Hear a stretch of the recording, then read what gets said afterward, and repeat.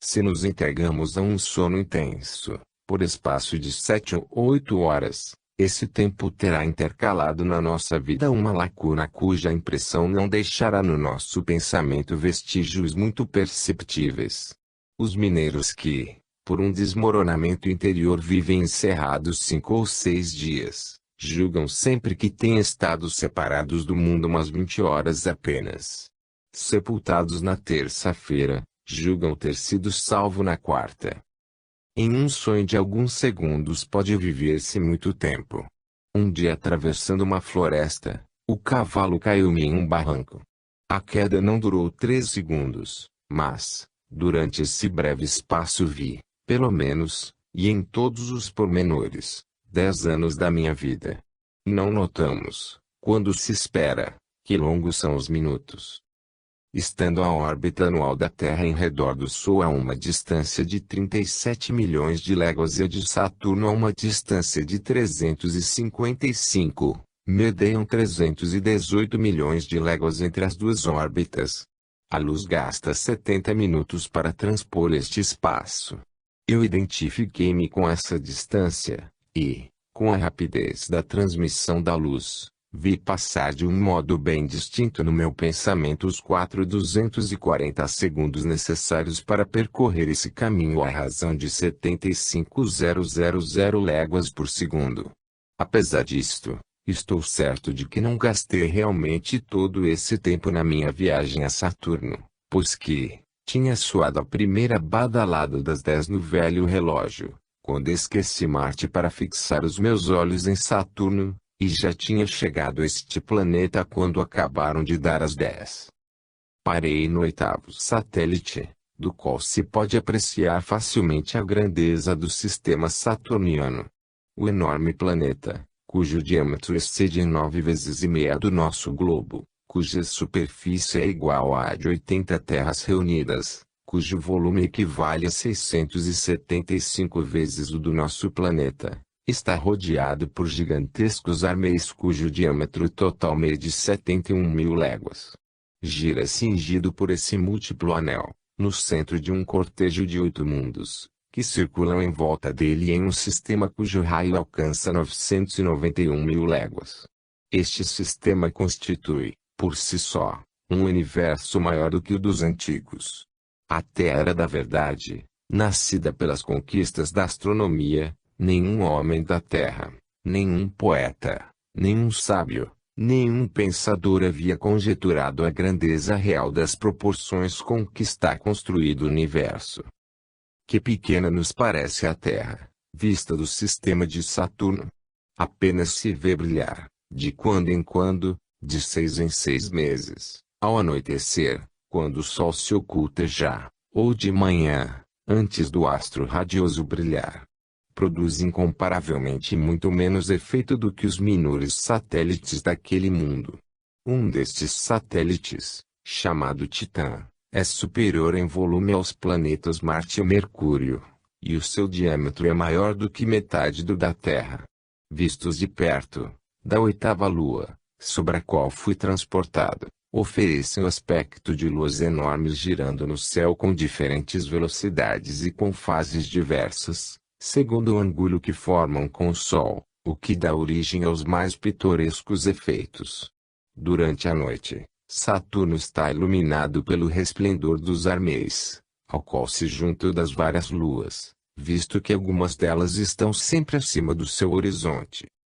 Ao contemplar este extraordinário sistema, que abrange 2 milhões de léguas de diâmetro, ao admirar esta surpreendente reunião de 9 mundos, dos quais muitos são habitados, pensei na ilusão em que geralmente vivem os habitantes da Terra, ao imaginarem que esta representa toda a obra da criação. Julgam compreender a origem e o fim de todas as coisas, não conhecendo mais do que a sua própria casa, e sem sequer lançarem a vista em redor, para ver que não estão sós no universo. Nisto parecem-se com um pardal, que pretendesse contar a história de Paris pelos acontecimentos passados durante uma estação em volta do seu ninho, ou a um doutor que, arrancando uma folha de um grande livro, Assegurar-se que ficava perfeitamente inteirado da obra com a leitura de um fragmento mínimo. Quando tive de fazer os maiores esforços para distinguir a Terra àquela distância, e a descobri perdida como se fora um átomo, compreendi facilmente a razão por que nenhuma concepção religiosa ou filosófica, ainda entre as mais avançadas e mais puras, tem dado aos moradores deste globo a solução do problema acerca dos nossos destinos, e por que devemos pedir esta solução à astronomia, a uma ciência que nos faz conhecer o lugar que ocupamos na Terra e nesse universo que desenvolve diante dos nossos olhos os horizontes do infinito e as perspectivas da eternidade. Mas pensei ao mesmo tempo em que, por grande e maravilhoso que fosse o mundo de Saturno, não estava ainda suficientemente afastado da Terra para nos emanciparmos de um certo patriotismo local, e que ainda, sem sair das fronteiras do nosso sistema solar, podíamos encontrar outras estações celestes, mas independentes ainda daquele em que vivemos. Fixe a minha atenção no planeta Netuno, que gravita a uma distância de 1.000 milhões de léguas do Sol, e gira em uma órbita imensa para cujo percurso necessita de 164 anos e rapidamente me vi transportado a esse mundo. 4. A 1.000 milhões de léguas da Terra. Nas profundidades do espaço, a uma distância do Sol 30 vezes maior do que a que nos separa do astro central, sob um raio de calor e de luz solar 900 vezes mais fraco do que aquele por onde vagueia o nosso mundo, encontra-se o neptuniano em condições de vida bem diferentes das que regem a nossa esfera. Os naturalistas míopes, que ainda dizem com frase ridícula que os abismos do oceano estão condenados a uma esterilidade perpétua, porque as suas condições de luz e de pressão diferem absolutamente das da sua superfície, receberam da natureza o mais rude desmentido que pôde infligir-se à ciência pedante dos que pretendem ser infalível. Esse desmentido tão formal e absoluto tão os corrigiu ainda, pois não falta quem diga que a vida não pode existir senão em mundos idênticos ao que nós habitamos. Este é o mesmo raciocínio do peixe, que afirma que não pode viver fora da água. Deixemos esses doutores com as suas ilusões e prossigamos na nossa viagem. A astronomia deve ser a grande mestra da filosofia.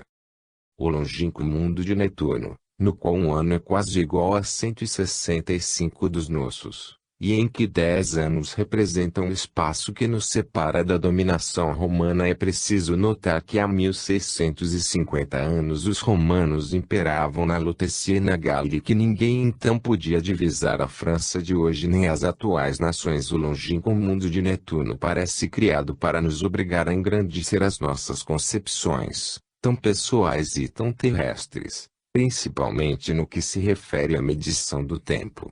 O calendário deste planeta é tão exato e preciso como o nosso, e um ano netuniano não é maior para os seres reflexivos e vagarosos que habitam aquele mundo, do que o ano terrestre vivido pelos que formigam ativos e pressurosos nas nossas cidades agitadas. Isto é, um mancebo de 20 anos, morador em Netuno, tem vivido 3.300 dos nossos anos, sem pensar que este tempo seja classificado de muito longo entre nós e que este ciclo nos traslada à época de Homero ou aos fastos da Grécia Antiga. Seria impossível descobrir na mais hábil análise um ponto de comparação entre os seres que vivem no mundo de Netuno e os que conhecemos na Terra. Nenhuma das nossas espécies, seja do reino animal, apesar de muito vasto e variado, seja do reino vegetal, lhe pode ser aplicada. E outro mundo absolutamente diferente do nosso. Os organismos, que vivem na superfície dos diferentes mundos que vagueiam no espaço, são a resultante das forças em atividade sobre cada um desses mundos. A forma humana terrestre encontra sua origem nas formas antigas da extensa série animal, de onde saiu gradualmente e da qual é uma elevada emancipação. E essas formas animais aproximam-se por laços ininterruptos até nos organismos rudimentares, desprovidos desses sentidos que hoje são a glória do homem e pelos quais a vida inaugurou as suas manifestações, organismos certamente bem rudimentares, aos quais se vacinem adjudicar o titulam de seres viventes, que não se lhes pode chamar animais nem vegetais, que não são ainda nenhuma coisa nem outra e que se nos apresentam no estado de substâncias orgânicas, já diferentes do reino inorgânico, mas que, apesar disso, não são mais do que simples combinações químicas, trazendo em si mesmas certa vitalidade confusa, protoplasma elementar, germen de todos os desenvolvimentos futuros da vida terrestre, animal e vegetal. Os primeiros seres organizados formaram-se no seio das águas, que cobriam completamente a superfície do globo na origem dos períodos geológicos. A sua natureza química, as suas propriedades, os seus atributos, eram já resultante da composição química dessas águas, da densidade, da temperatura do meio ambiente. As variações desse meio ambiente e as condições de existência trouxeram variações correlativas nos desenvolvimentos desta árvore genealógica, e segundo os organismos habitavam as regiões profundas, médias ou superficiais das águas, as praias, as planícies fundas e baixas, as encostas banhadas pelo sol. A árvore genealógica desenvolveu-se dando luz a numerosos e variados organismos. A humanidade terrestre atual é a última flor, o último fruto desta árvore. Mas, toda esta vida é terrestre, desde a raiz até a copa e em cada mundo a árvore é diferente. A vida é neptuniana em Netuno, uraniana em Urano, saturniana em Saturno, siriana no sistema de Sírio, arturiana no de Artur. Isto é, cada uma é apropriada à região em que se desenvolve, ou, para melhor dizer, cada mundo a produz e desenvolve conforme o seu estado físico e segundo uma lei primordial a que obedece o universo inteiro, a lei do progresso. Esta imensa sinfonia da vida, apropriada a cada mundo, segundo as condições de espaço e de tempo, desenvolve-se como se fosse um coro universal em mundos separados uns dos outros por desertos de espaços e eternidades de tempo. Parece-nos interrompida, porque só podemos ouvir dali uma nota, mas, na realidade, e falando em absoluto, nem o tempo nem o espaço existem. Júpiter não será habitado por seres pensantes, senão milhões de anos depois da Terra. Sob este ponto de vista do absoluto, esta diferença na época não é maior do que a jornada que entre nós separa hoje do amanhã. Tudo isto passa, realiza-se, cumpre-se, naturalmente como se Deus não existisse. E com efeito, o ser, a quem os habitantes da Terra terem chamado Deus, não existe. O Buda dos chineses, o Osíris dos egípcios, o Jeová dos hebreus, o Júpiter dos gregos, o Deus Pai e o Deus Filho dos cristãos, são concepções humanas, personificações criadas pelo homem e nas quais tem encarnado as suas mais altas aspirações, as suas mais sublimes virtudes e também as suas prevaricações e os seus vícios mais perversos.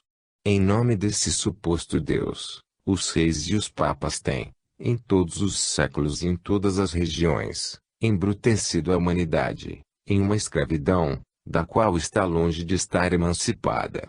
Em nome desse Deus, a quem proteja a Inglaterra, quem proteja a Alemanha, quem proteja a Itália, quem proteja a França, quem proteja a divisão e todas as barbaridades, em nome desse Deus, e, nos nossos dias, os povos que se dizem civilizados estão perpetuamente armados uns contra os outros e excitam-se, como se fossem cães raivosos, a que se precipitem em uma luta em que a hipocrisia e a mentira, sentadas nos degraus do trono, fazem reinar o Deus dos exércitos, que abençoa as baionetas e mergulha as mãos no sangue fumegante das vítimas, para marcar com ele a fronte coroada dos potentados.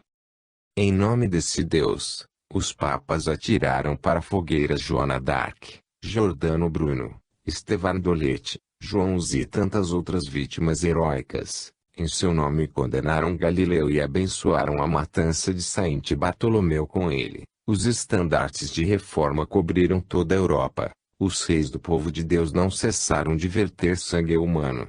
Gengis Khan e Tamerlão assinalaram o caminho das suas conquistas com pirâmides de cabeças. E a este deus que ainda se ergue em altares e se canta Te-Deum. Símbolo da opressão dos povos, do assassínio e da pilhagem, este ser infame não existe nem existiu nunca. Surpreende, certamente, que o homem, ser grosseiro e selvagem, vivendo na barbárie, envolto ainda na concha da ignorância primitiva, incapaz de conhecer até o seu próprio corpo, tendo apenas começado a folhear o grande livro do universo, ousasse, com a maior boa-fé, inventar Deus. Não conhece o formigueiro em que vive e tem apreensão de descobrir o inconcebível. Em uma época, em que não se sabia absolutamente nada, em que a astronomia, a física, a química, a história natural, e a antropologia, não tinham ainda nascido, em que o espírito débil, soltando apenas o primeiro vagido, estava cercado do erro e da ilusão, a audácia humana concebeu religiões pretendidamente reveladas e colocou deuses sobre as suas cabeças. Que Confúcio, Buda, Moisés, Jesus ou Maomé, tenham sonhado em dar aos homens um código moral destinado a emancipá-los da barbárie e a elevar até o ideal do bem, isso deve merecer o agradecimento e a admiração de quantos se interessam pelo progresso moral e intelectual da humanidade. Que os fundadores e organizadores de cultos religiosos tenham colocado à sua frente um ser ideal e invulnerável, em nome do qual pretendam governar, isto, debaixo do ponto de vista social, pode constituir uma boa obra, mas cujo trabalho não passa além dos limites da ordem social e não tem outro fim senão o interesse geral dos homens e das sociedades. Mas que os deuses, inventados pelos homens, tenham sido considerados como existindo realmente em um ser absolutamente imaginário e destruído com as primeiras conquistas astronômicas, e que tenham sido e sejam adorados por uma parte do gênero humano, e que, mesmo na nossa época, os chefes de Estado façam política em nome do direito divino, mostrem o dedo de Deus impresso nas chagas mais repugnantes e monstruosas do corpo social ou adornem com a imagem de uma providência local os seus pendões guerreiros, como no tempo de Joana d'Arc, de Constantino ou de Davi, é um anacronismo chocante, um misto de credulidade e impostura, de hipocrisia e de torpeza, indigno da época de estudo leal e positivo que atravessamos e que fará com que o homem independente despreze os funcionários que vivem às expensas de tal sistema.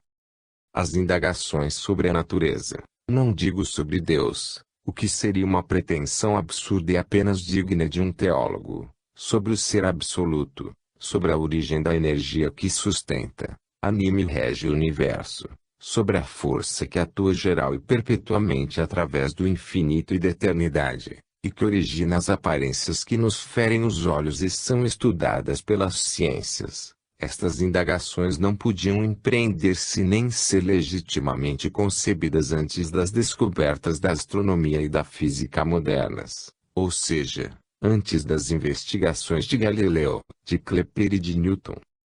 Não há mais de 2 séculos que a ideia religiosa pura, emancipada das idolatrias de todas as ordens, dos erros e das superstições ocasionados pela ignorância primitiva, não há mais de 2 séculos, repetimos, que essa ideia surgiu da evolução científica moderna. Todas as religiões de hoje foram fundadas em épocas de ignorância quando nada se sabia nem do céu nem da terra. A verdadeira religião, isto é, a união dos espíritos livres na indagação da verdade, não poderá ser senão obra de uma época tal como a nossa, na qual alguns espíritos fortes e desinteressados terem repelido a hipocrisia das falsas doutrinas, sem por esse fato caírem no ateísmo pueril da gente ignorante, que só vê as coisas superficialmente. Esses homens aplicaram sincera e livremente os diversos ramos das ciências, em busca da constituição íntima do universo e do ser humano. O futuro nos irá instruindo. Atualmente, sabemos pouco, apenas começamos a aprender.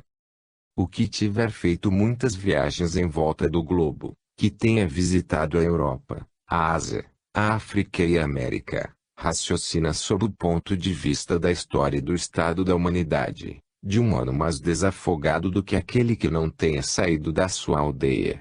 Entre as ideias mesquinhas, falsas, ilusórias, incompletas, deste último, e as apreciações gerais, justas, racionais e exatas do primeiro, a diferença que vai da noite para o dia.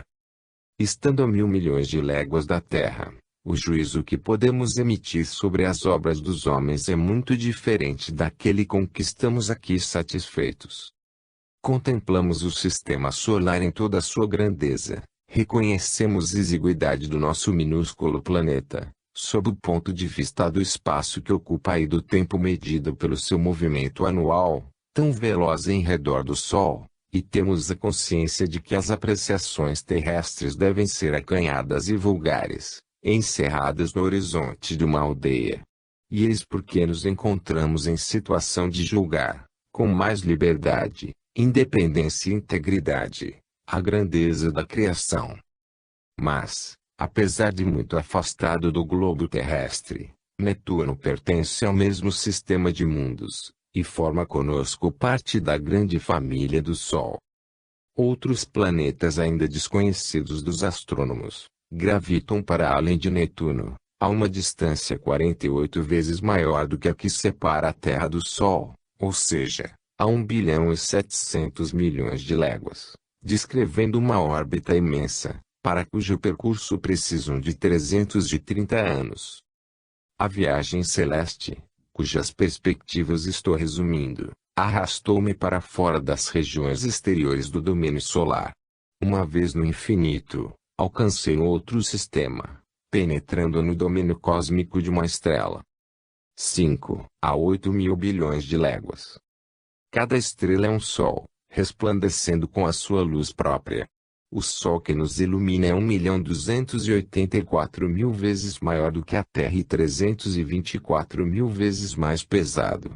As dimensões e as massas das estrelas são análogas. Grande número delas são muito mais volumosas e a sua massa são ainda mais considerável. A qualquer estrela que nos dirigimos-nos a um Sol, a uma deslumbrante fornalha. Esses inumeráveis centros de luz, de calor, de eletricidade, de atração, reduzir-se para nós é um tamanho mínimo, a simples pontos luminosos em consequência dos imensos abismos que deles nos separam. O Sol mais próximo, a estrela mais vizinha brilha a 222.000 vezes a distância que nos separa do Sol, isto é, a 8.000 bilhões de léguas. Viajando em um comboio expresso lançado no espaço, correndo com uma velocidade de 60 km/h, e caminhando em linha reta até a estrela mais próxima, sem paragem alguma, gastaríamos nessa viagem 60 milhões de anos. Viajando com a rapidez de um dos mais velozes projéteis que os mais engenhosos homicidas tenham inventado, ou seja, com uma velocidade de 680 metros por segundo, gastaríamos 1,5 milhão de anos para transpor essa distância.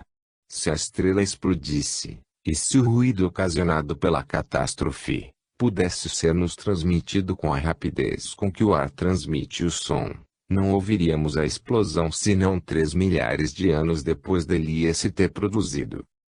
Veríamos ainda cintilar tranquilamente a estrela no céu, por espaço de 3 anos e 6 meses, depois da catástrofe que a tivesse extinguido, porque a luz transmite-se no espaço com uma velocidade de 300.000 km, ou 75.000 léguas por segundo, e teria que andar com esta velocidade durante 3 anos e 6 meses para chegar até nós. Visto a tal distância, o nosso brilhante Sol fica reduzido a uma simples estrela. Os mundos, que gravitam em redor dele, Terra, Vênus, Marte, Júpiter, Saturno e os seus irmãos na família solar, parece-nos que estão junto a dele pela perspectiva da distância. Apreciadas no conjunto sideral, estas províncias do reino solar são reputadas insignificantes pelo espírito mais otimista. Se não existissem, os sóis do infinito não deixariam por isso de irradiar os seus esplendores de luz e de vida. O nosso mundo, que parece tão grande, converte-se em um ponto microscópico imperceptível para os nossos sentidos, e a sua história é escutada de tão longe como que o voo de um mosquito. Senti-me transportado ao sistema de uma estrela, a mais próxima daquelas cuja distância se tem medido e que pertence à constelação do Centauro. É a estrela Alfa, dessa constelação. Este sistema é mais curioso e mais interessante do que o nosso. Em vez de um Sol único, semelhante ao que nos alumia, vê-se ali dois sóis gêmeos, que giram em torno do outro, em um período igual a 84 dos nossos anos, e separados por uma distância de 323 milhões de léguas. Estes sóis gêmeos distinguem-se pelo seu brilho extraordinário. Vistos da Terra pertencem à primeira e à segunda grandeza, e por um foco de luz muito superior ao Sol do nosso sistema.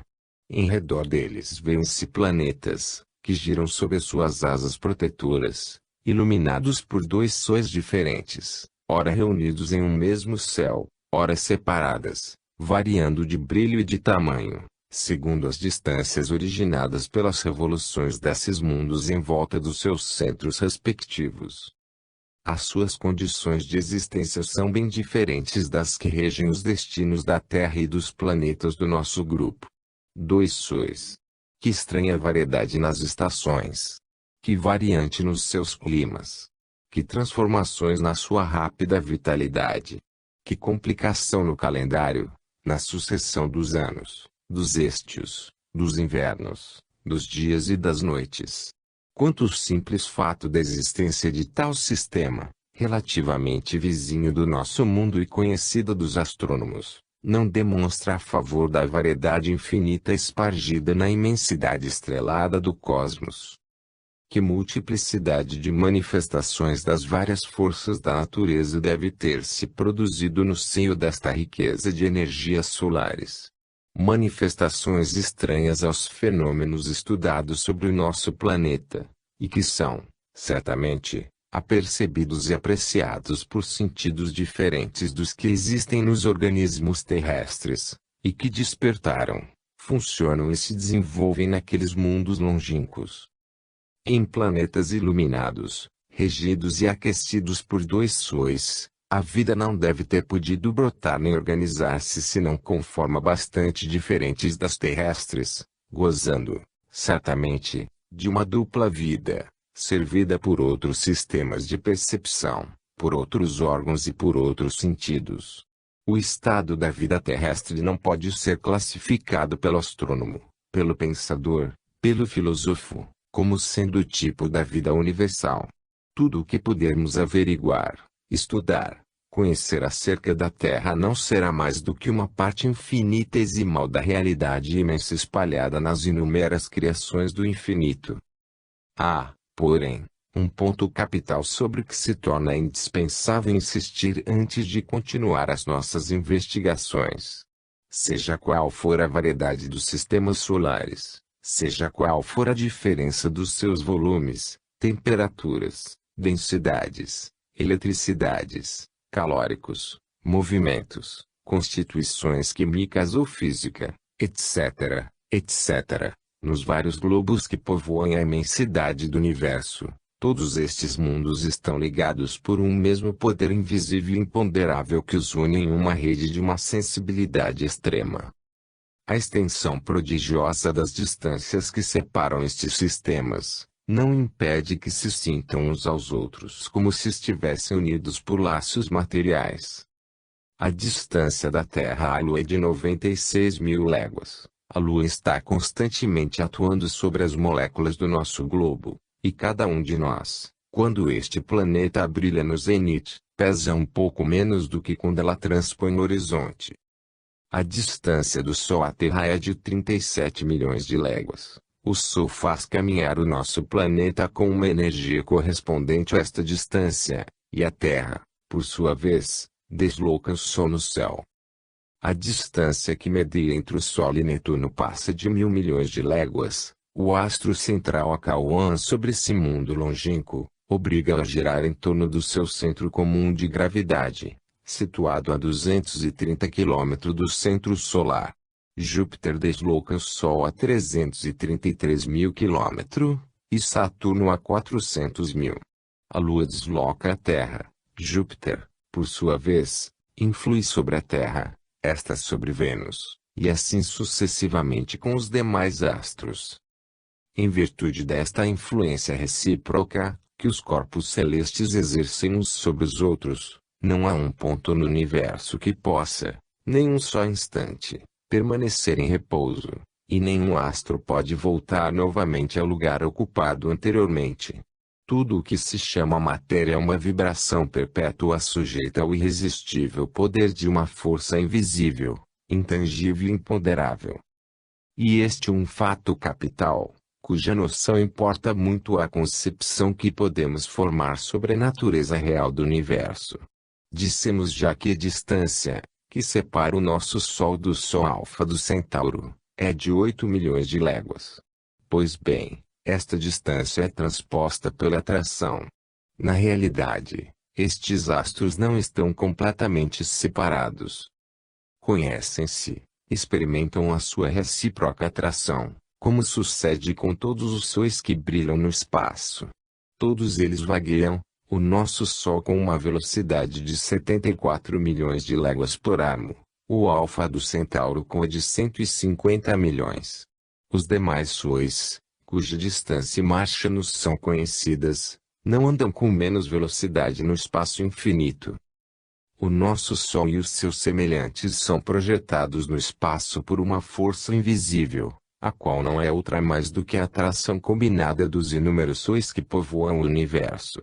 Quer esta força de atração seja uma propriedade inerente a cada átomo da matéria, quer estes átomos teóricos, aos quais se reduz a aparência sensível da matéria para explicação dos fenômenos observados, sejam centros de força, pontos matemáticos da concentração, nós, cruzamentos nas ondulações e vibrações do éter. O certo é que o dominante na contemplação analítica do universo é que os inúmeros mundos de que o espaço está povoado não se encontram isolados uns dos outros, mas reunidos por uma comunicação indestrutível e eterna. Isto constitui um fato capital.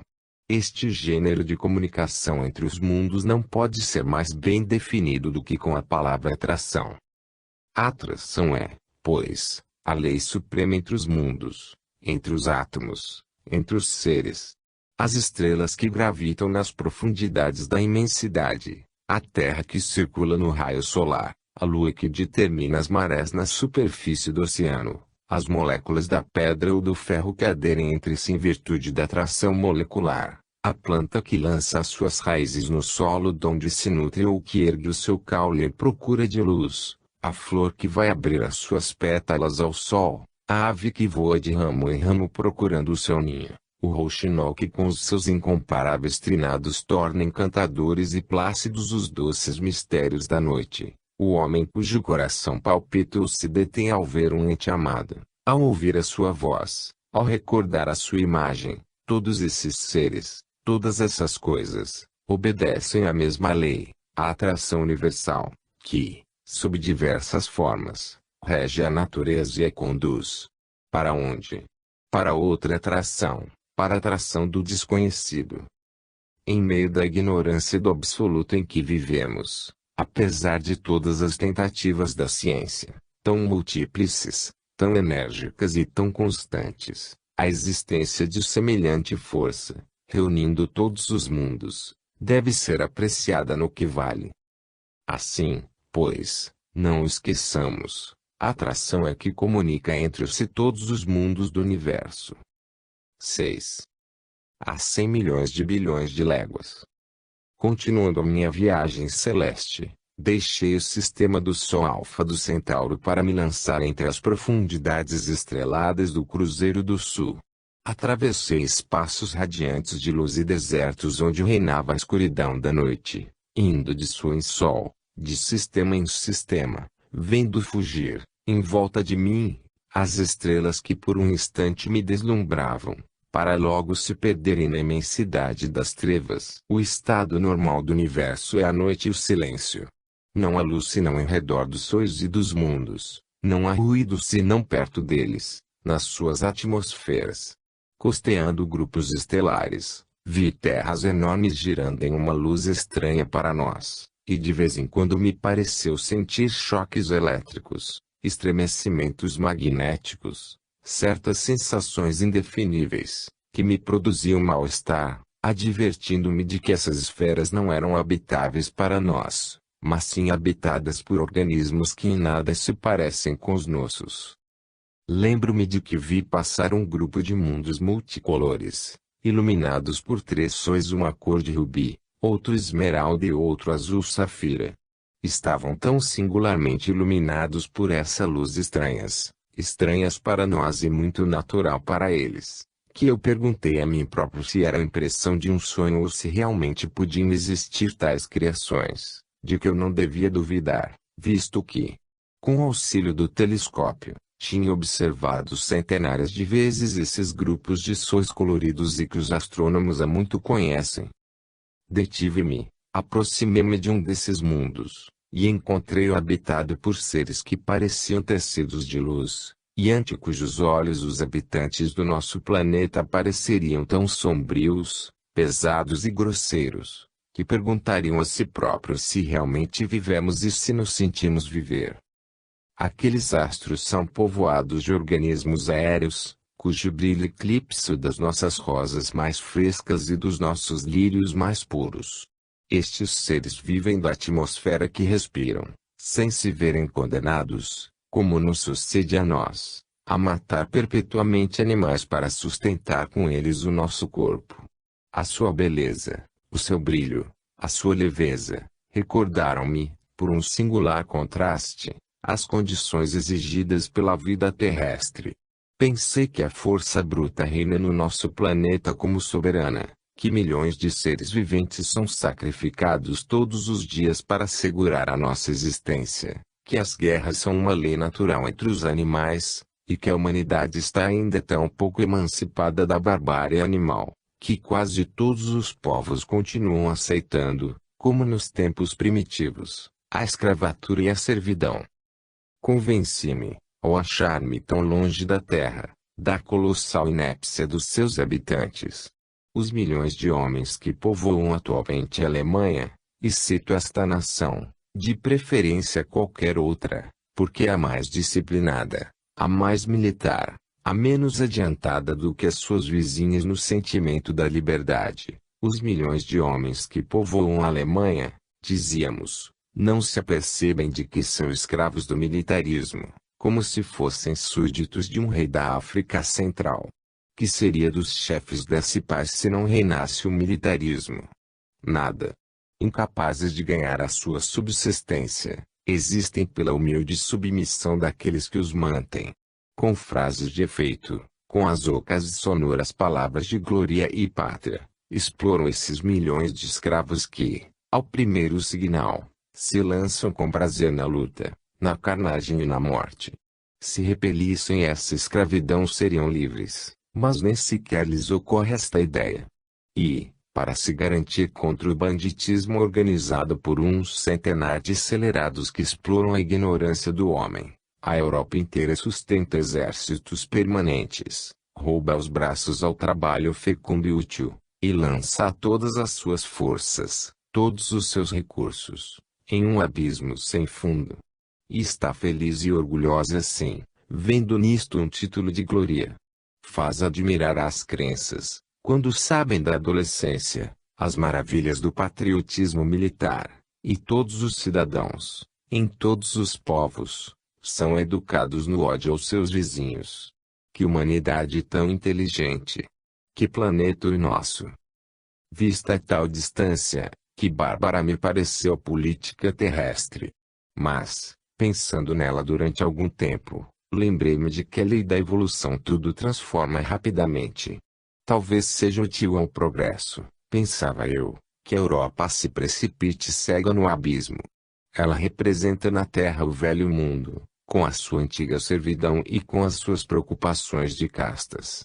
A sustentação do militarismo produzirá sua ruína em curto prazo. No mundo americano se emana a liberdade. tudo tende desejamos nenhum dessocial, ela está bastante si mesma. Afinal, isto dos fazerem consistir a sua quanto que o novo grande será na paz e para o melhor. Não arranjo na máquina velha para parar por habitantes da terra a felicidade e a sua glória nas matanças internacionais. É um sentimento como qualquer outro. Cada árvore dá o seu fruto. As tartarugas e os ursos nunca invejaram as asas da andorinha nem o canto da cotovia.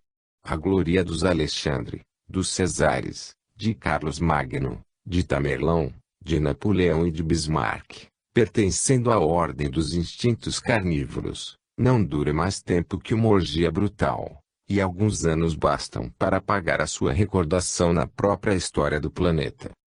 O valor dessa história e até do planeta, em vão o procuro, porque a própria Terra, à distância que estou delia, tornou-se-me invisível, e também não distingo o seu Sol nem nenhum dos seus resplandecentes vizinhos, tais como Alfa do Centauro ou de Sirius, nem nenhuma das estrelas que se veem da Terra. O espaço onde gira nossa ilha flutuante desvaneceu-se há tempo, como se fosse um ponto insignificante nas profundidades do imenso. Austerlitz, Waterloo, Sebastopol, Sadoa, Sedan. Agitações microscópicas em um formigueiro liliputiano, brinquedos de crianças, famintas de sangue e de matança. Para que as censurai? Para que ter compaixão delas? Procedem como entendem e não há que desviar disso. Os astrônomos são os únicos que não sabem compreender, de um modo claro, o valor que se quer dar à palavra pátria.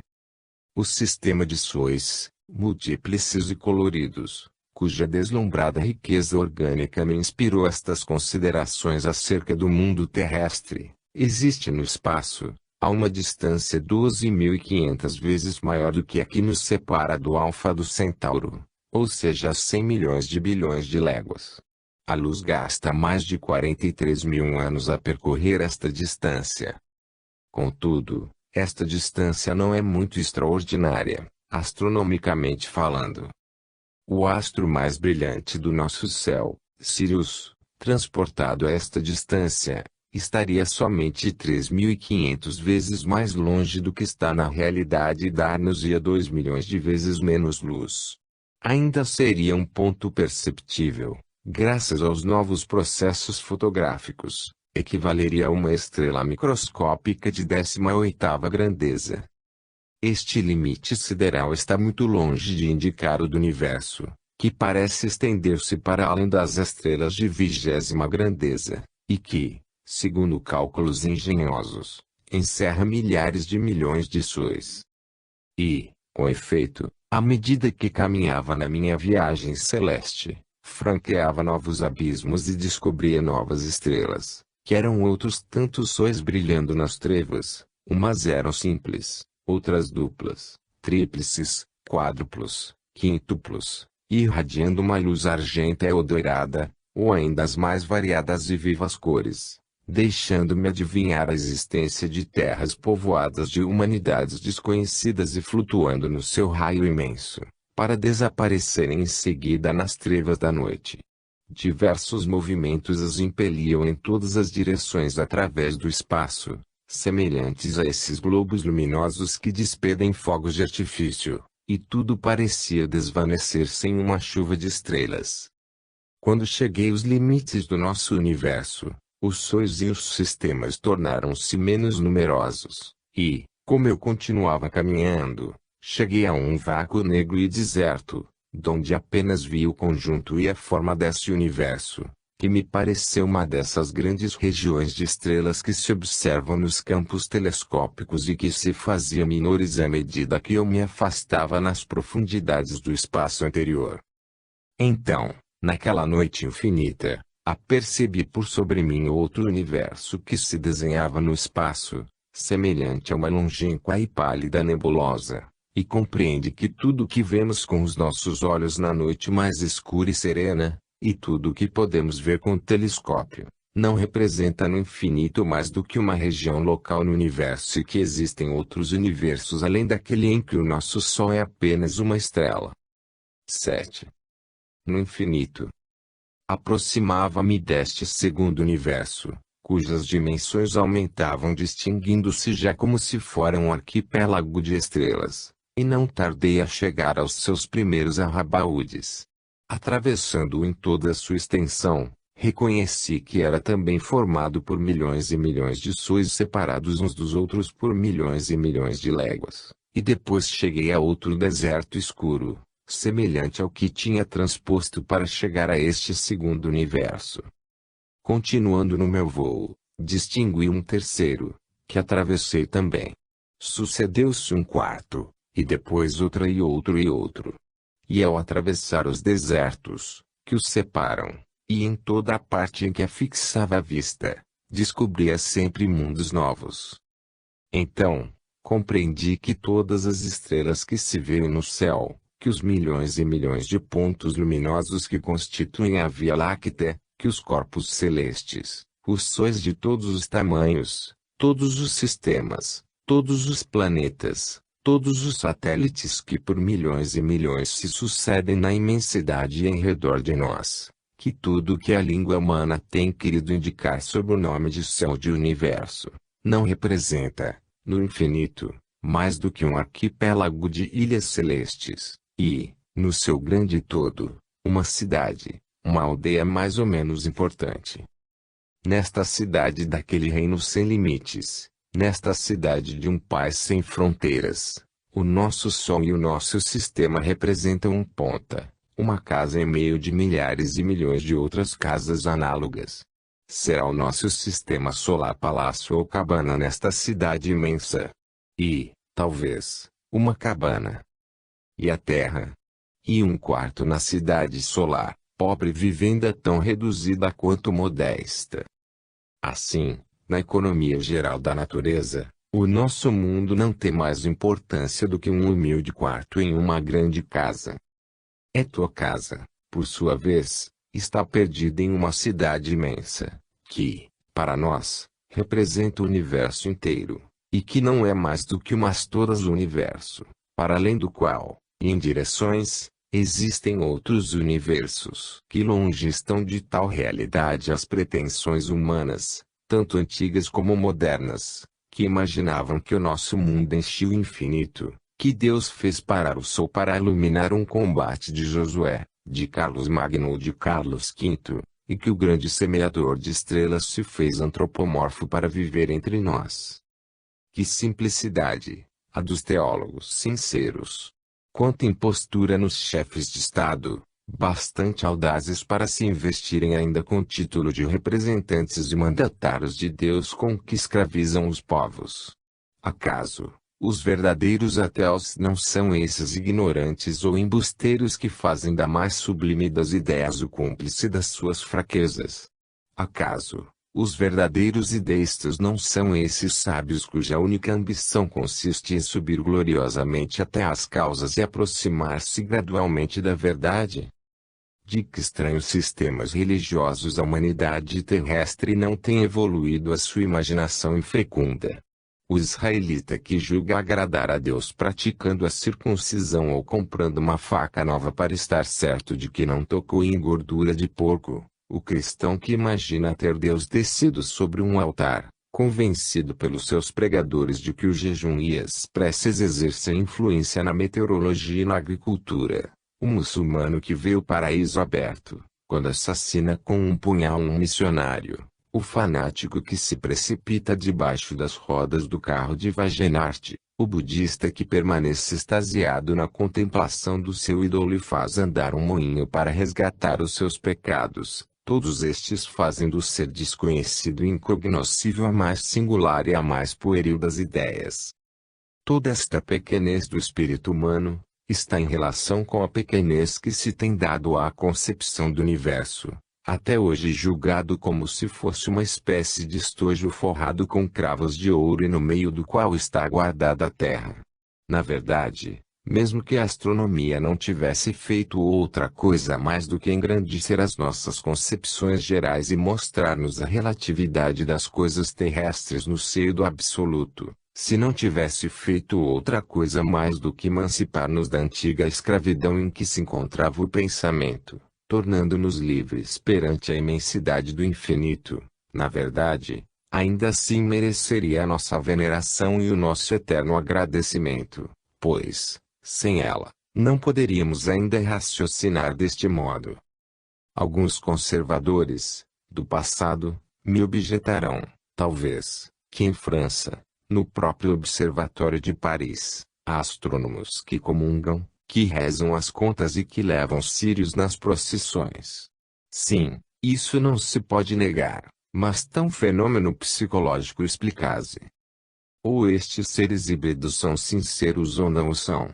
Creem-se, de boa fé, faltam a lógica e estão em completo desacordo com a razão científica. Neste caso não deve surpreender-nos a transação que fazem entre duas concepções que estão na mais absoluta contradição. Se fingirem crer, cultiva a hipocrisia, a astúcia, o interesse pessoal, e este gênero de consciência estaria muito julgado pelos homens de bem. Estas anomalias e estas paragens, no caminho da verdade, não impedem o que a astronomia tenha produzido de luz e de independência nos espíritos que a compreendem e que têm a franqueza e a coragem das suas opiniões. Mas ao contar o meu sonho veneziano não me propôs entrar em polêmica nem fazer uma dissertação estranha ao meu objetivo. Por isso, volto à minha viagem sideral e a descrever a sua última fase. Tinha, pois, atravessado muitos universos, parecidos com a nossa Via Láctea e separados uns dos outros pelos abismos do nada. O que mais me chamou a atenção ao contemplar foi ver neles um grande número de humanidades diferentes da nossa vivendo nas diversas regiões do espaço uma vida própria arrastadas cada uma ao seu destino pelo turbilhão dos seus interesses especiais. Sim, enquanto os habitantes da Terra avaliam a criação conforme a sua pequenez, milhares de milhões de humanidades vivem em todos os graus da hierarquia intelectual, em sistemas solares que para eles constituem o centro da sua esfera de observação, e longe das quais nós estamos perdidos em um afastamento incomensurável. Vi também mundos mortos. E preciso ter presente que toda a existência caminha para a morte. Os seres não nascem senão para morrer. Os mundos não atingem os seus períodos de vitalidade senão para depois do seu apogeu descerem e chegarem à decadência e à morte. Os sóis não se incendeiam senão para se extinguirem. A morte será sempre a lei suprema, o resultado final.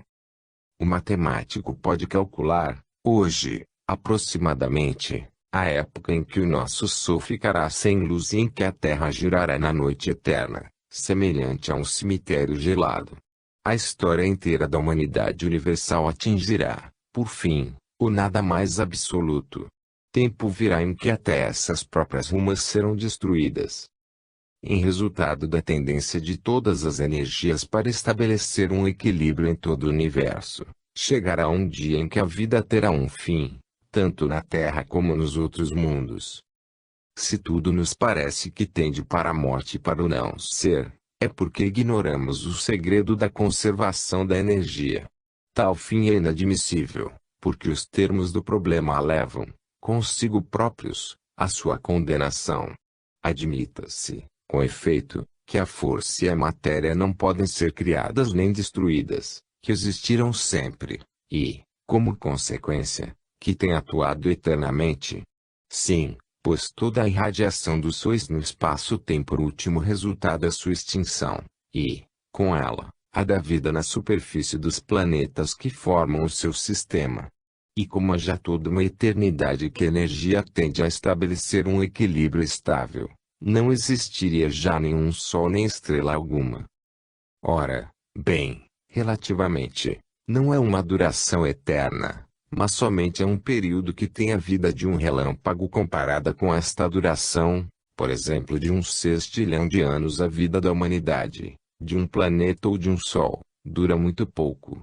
Os geólogos falam de 20 milhões de anos na duração das épocas geológicas desde a origem da vida sobre a Terra. Os físicos fixam em 5 milhões o número de anos para a constituição do globo terrestre, isto é, para passar do estado líquido ao sólido, E os astrônomos dão ao Sol uma idade de 100 milhões de anos e não lhe concedem outro tanto de vida.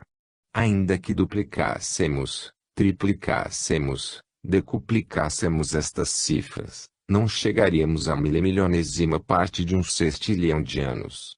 Assim, pois, sem remontarmos a uma eternidade anterior, se efetivamente a energia dos sóis não atingisse mais resultado final do que a sua extinção, nós, nem coisa alguma do que existe, existiria. O universo não se formou todo de uma só peça na origem das coisas. Esta mesma origem não existe. Encontramos no espaço sóis de todas as idades, uns antigos e outros modernos. Em alguns pontos vêem-se berços, em outros túmulos. Se as primeiras criações, formadas pela matéria e pela energia, não se tivessem renovado, não haveria já universo.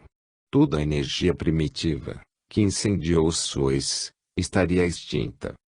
Assim como ao percorrer uma seiva encontramos árvores velhas e desarraigadas e árvores novas e rebentos, de igual maneira o viajante celeste encontra no espaço mundos há muito tempo mortos, terras agonizado, orbes em plena atividade e outros que começam a viver. Tudo morre, mas tudo também ressuscita. Entre os mundos, cheios de vitalidade, que vi através dos longínquos universos, notei um que parecia extraordinariamente notável pela sua perfeição e progressos sociais.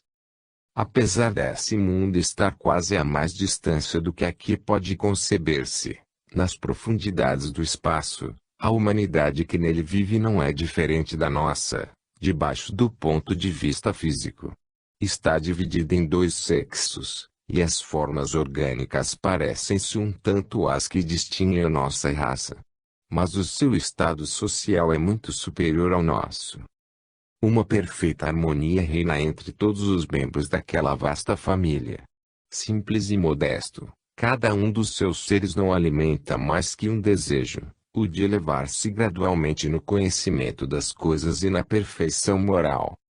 A atmosfera não é completamente nutritiva e forçoso comer para viver, mas apenas se comem vegetais e não se sacrifica animais nenhum. As funções da vida física realizam-se em pouco tempo e vive-se intelectualmente. Em vez das rivalidades pessoais que se agitam no nosso mundo, ali vive-se entre o prazer e o estudo. Não se inventou o dinheiro. Não há ricos nem pobres. Os frutos indispensáveis à alimentação, colhem-se ali em toda parte. O verão é perpétuo, e os seres não andam vestidos, porque as formas corporais são sempre formosas e o artifício nada tem que ocultar. Não se envelhece. Quando se chega à idade madura, adormece-se, e o corpo desagrega-se como se fosse uma nuvem que se tornasse invisível pelas alterações do estado das suas moléculas. Nenhuma lei instituiu ali os laços do matrimônio. Ser impossível contrair uma união por interesse, visto que não há castas nem fortunas. Ao amor apenas preside a eleição. E raro que o decorrer do tempo revele diferença de caracteres bastante para a escolha de outro companheiro, mas quando a divergência é manifesta, marido e mulher separam-se. São sempre amantes, nunca se casam. O desejo de variar de homem ou de mulher, mal se sente, porque, tendo-se escolhido um ao outro com toda a liberdade, querem-se reciprocamente mais do que aos outros a quem não conhecem. Não existem fronteiras. A humanidade constitui uma só raça, uma só família. As comunicações estabelecem-se em todo aquele globo com uma espécie de palavra que se transmite com a rapidez do raio. Conselho de administração, eleito por sufrágio universal, dirige tudo o que diz respeito à instrução pública, à ciência, às artes e à justiça. Mas esse sufrágio é ilustrado e recai nos melhores espíritos e nos mais instruídos. Facilmente se compreende que nunca se pensou em nomear um ministro da guerra. Guiando-se pela razão, o povo não precisa de tiranetes. Não pode inventar-se ali o sentimento da pátria, visto que a humanidade não está separada por fronteiras. Também se não conhece a ciência chamada oficial. Nenhuma Sorbonne condenou a teoria do movimento, nem houve academia que condenasse a doutrina da paz perpétua. Não há títulos nem condecorações, só se aprecia o valor intelectual e a moralidade pessoal. A palavra infalível não existe. Domina apenas uma única religião, a religião da astronomia. As suas faculdades, mais transcendentes,